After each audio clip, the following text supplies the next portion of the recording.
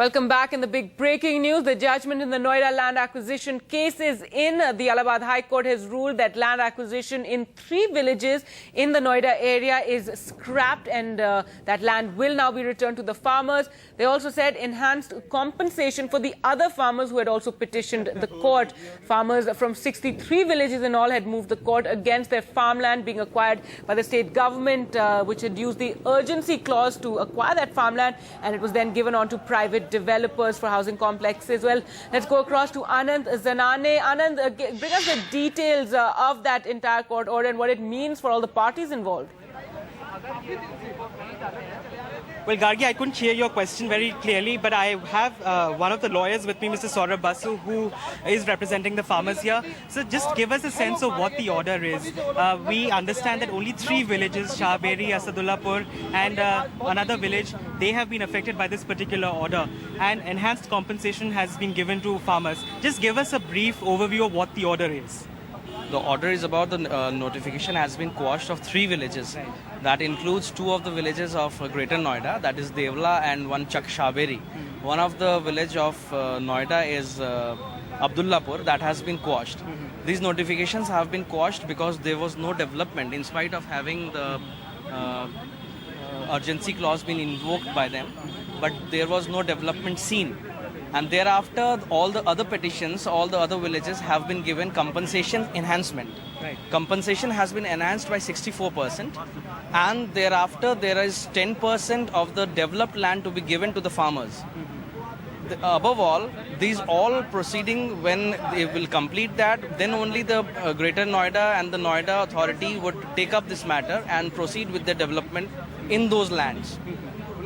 Above all, one of the thing is that National Capital Region Plan that was not been implemented by the Noida and Greater Noida authorities, that has to be implemented, and thereafter the Master Plan of 2021 should be proceeded with. So they have stayed the implementation of the master plan for 2021.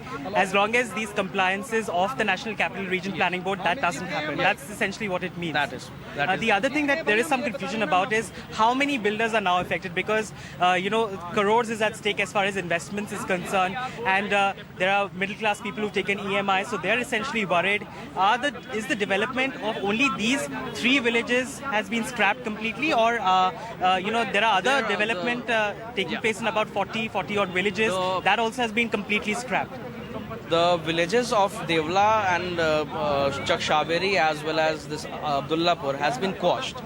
Those lands will restore with the farmers now, and rest of the lands will be given to the state. It will rest with the state as of now, but the development will not take place until and unless the compliance of the order take place. And after the compliance of the orders as well as the implementation of the National Capital Region Planning Board's action would be implemented to the Master Plan of 2021, those cannot be proceeded with the authorities of Greater Noida and Noida. So can we safely say that the court has kept the interests of the farmers in the mind, and also at the same time the interests of these investors who've pumped in crores of rupees as far as buying homes and residential apartments is concerned? So the court has protected the interests of both these parties. Yes, because there was colorable exercise of power and the land use was changed. The public purposes were affected by this development over there in the Noida and Greater Noida.